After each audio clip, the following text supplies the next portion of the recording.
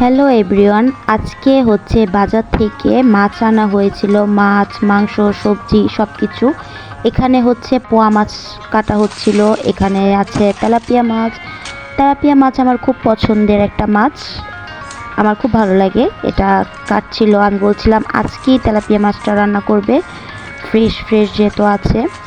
তো মুরগি সব কিছু কাটাকাটি হচ্ছিল। আম্মু বলছিল ঠিক আছে আজকে মাছ রান্না করবো না, সাথে মুরগিও রান্না করব। আজকে আমাদের বাসায় আবার একটু কিছু মেহমান আসবে, তাই হচ্ছে মুরগিটাও রান্না করবে, সাথে সাথে হয়তো মাছ কিছু রান্না করবে।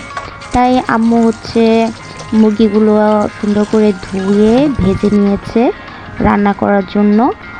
আর এখানে মুরগির জন্য যে রান্নার জন্য সব মশলা কষানো হচ্ছে। আমি আবার এখানে ছোট করে একটু ক্লিপ নিয়ে নিলাম আম্মু রান্নার। আম্মু আবার মাছের শুধু মাথাগুলো বেছে বেছে নিয়েছে, যে মুরগি তো রান্না করছি, মাথাগুলো শুধু আজকে ভেজে দিই। আমি বললাম ঠিক আছে, কোনো সমস্যা নেই। এখানে হচ্ছে সবুজ সবুজ ঢেঁড়স দেখে আমার তো ভালোই লাগছিল। আমি বললাম ঠিক আছে, তোমরা যেহেতু এখানে রান্না করছো, আমি ঢেঁড়সগুলো সুন্দর করে মাটির চুলায় রান্না করি, ভালো লাগবে।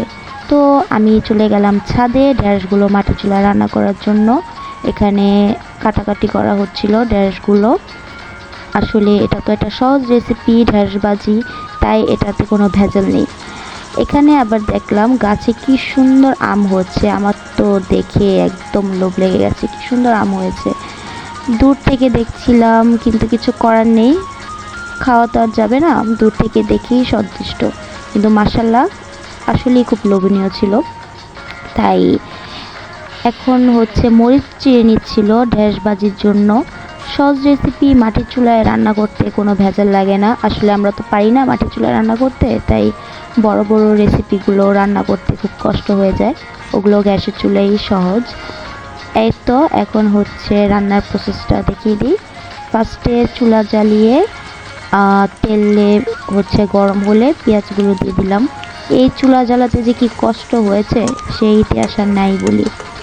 এখন হচ্ছে সুন্দর করে ভেজে ঢেঁড়সগুলো দিয়ে দিব, মানে পেঁয়াজ ভেজে, যাই হোক ঢেঁড়সগুলো দিয়ে সুন্দর করে একটা নাড়া দিয়ে নিব, যাতে নিচে আবার লেগে না যায়।